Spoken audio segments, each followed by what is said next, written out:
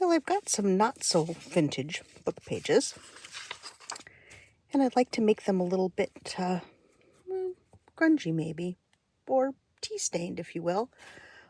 So let's see what I can come up with.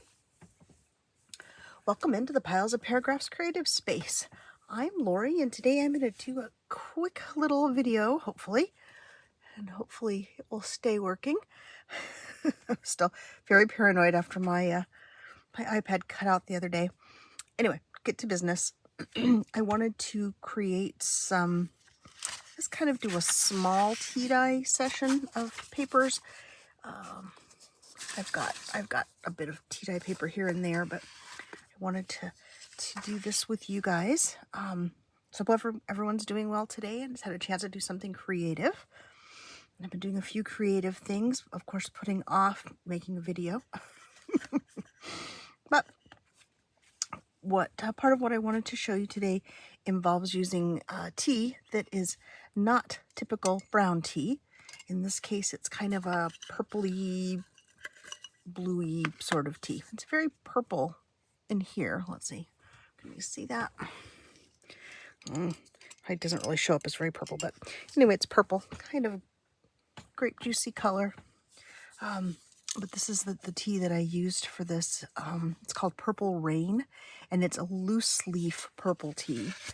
Let's see, let me show you. It has tea. I guess they're tea leaves. I don't know what the little green things are.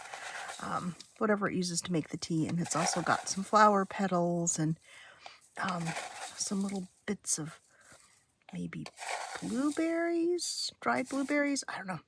It's a very interesting mix. I got it from Amazon, so if you're interested. My husband did make a cup of this and drink it when I first got it. He said it wasn't bad. It smells wonderful, but I like the smell of tea anyway, so, but it doesn't smell like a regular tea.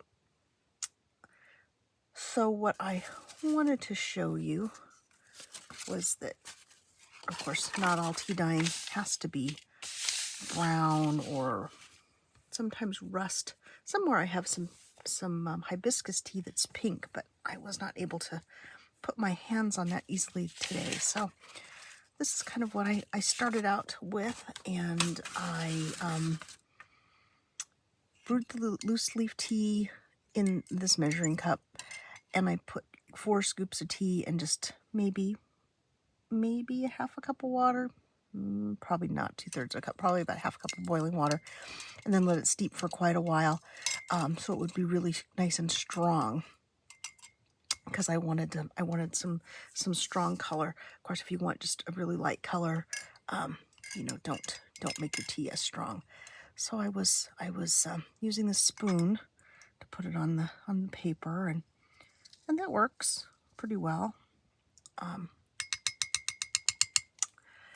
And so I'm like, oh, okay. And then I was trying to scoop out all the little bits that were in here in the tea, and I put those on the paper, and then I got the fork out and realized that the fork does kind of, although it's not doing it so much for me now, cool splattery sort of drops, which when they dry look kind of cool. So I thought I would mention that to you. That was kind of a happy accident this morning. Let me finish putting, oh goodness, once I start I can't stop. A few drops on, and then of course you can just set it aside to dry, or you can dry it with your heat tool. I was very impatient this morning, so I of course was using the heat tool, much to my kitty's dismay. So okay, so here's that one. Let me set it over to the side so I can think about drawing. I also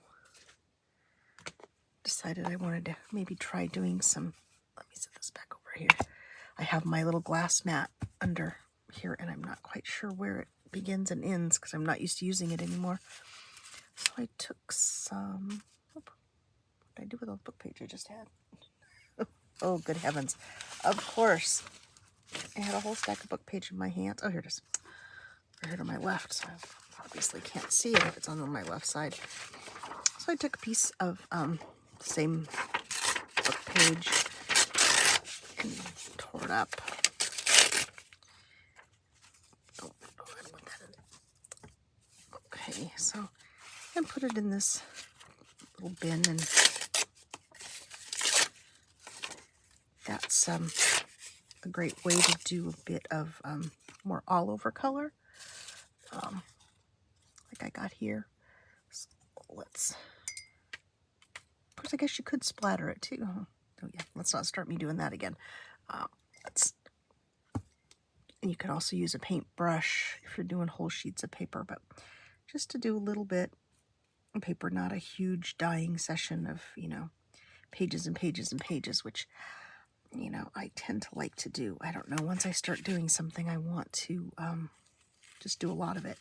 And I do love tea dyeing, and not so much coffee dyeing paper anymore. I haven't done that for quite a while. I have a couple of really good sources for coffee dyed paper.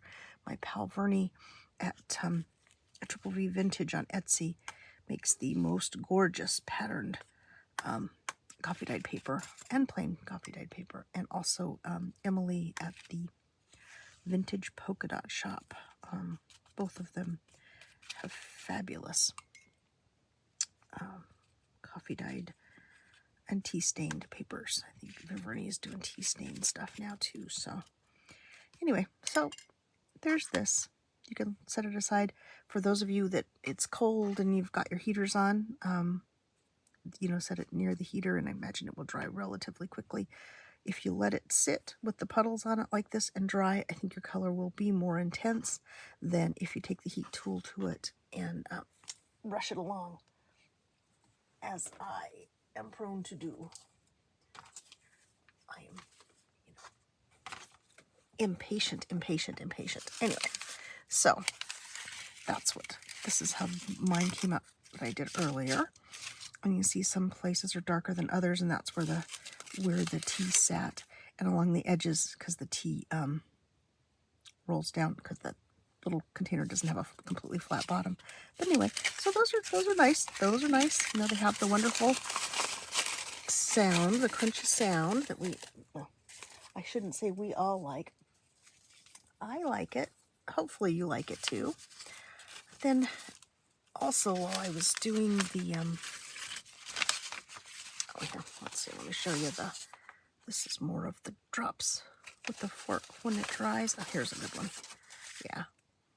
So this was kind of fun, just something a little bit different than just something brushed on, or in this case, spooned on. And this is where the majority of the tea and its little leaves and berries and whatnots were sitting.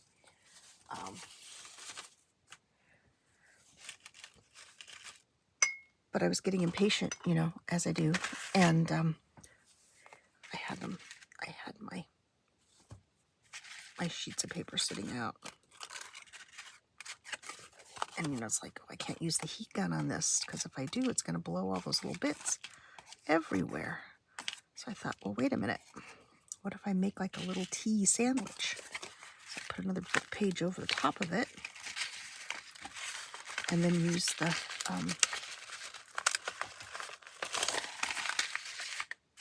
heat tool and dried it.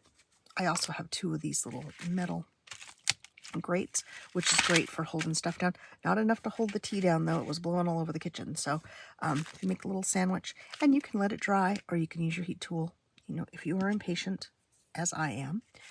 And these are all the little bits that were in there. And the longer you let the little fruit bits sit, the more intense the color gets. I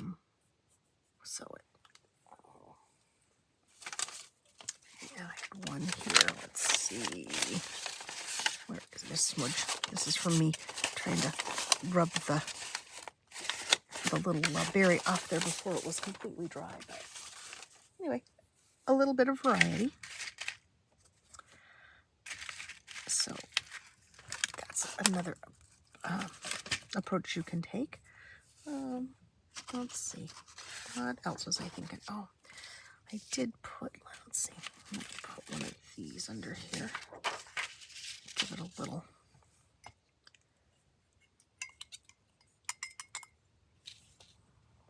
To try dyeing a little bit of lace. A little bit of lace and a little bit of twine.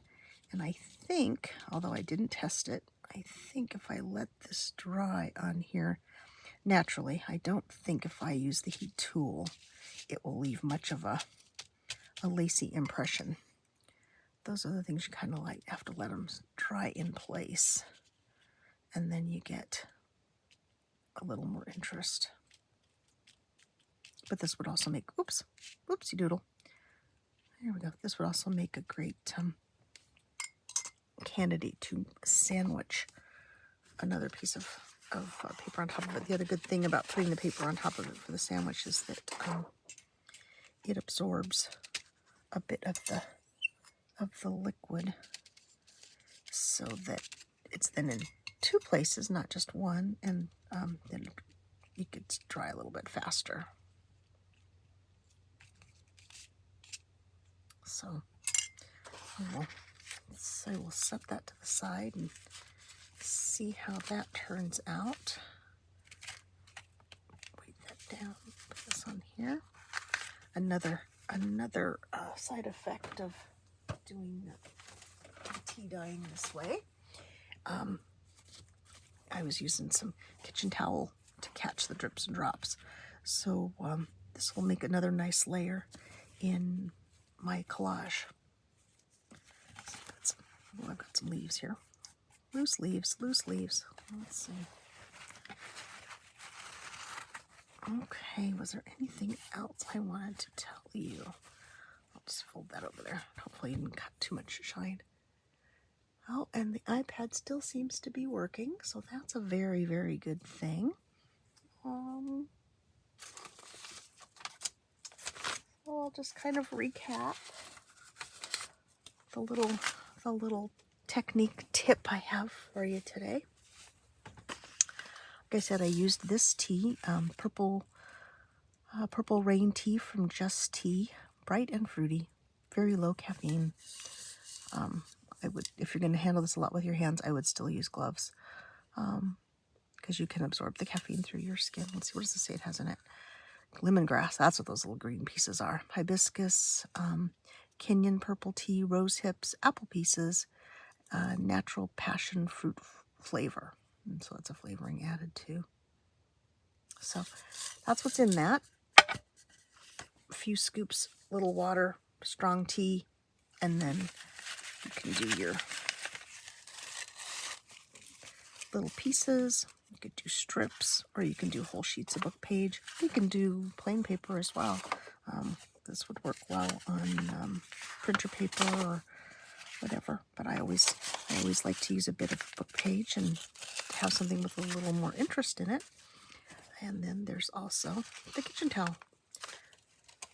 And you could certainly make this a lot darker if you wanted to just add more tea to it. This is just the little bit that dripped off while I was creating. So, well, there you go. There's an idea for you, maybe, that you haven't tried before, using the purple tea or blue tea, and then the paper sandwich.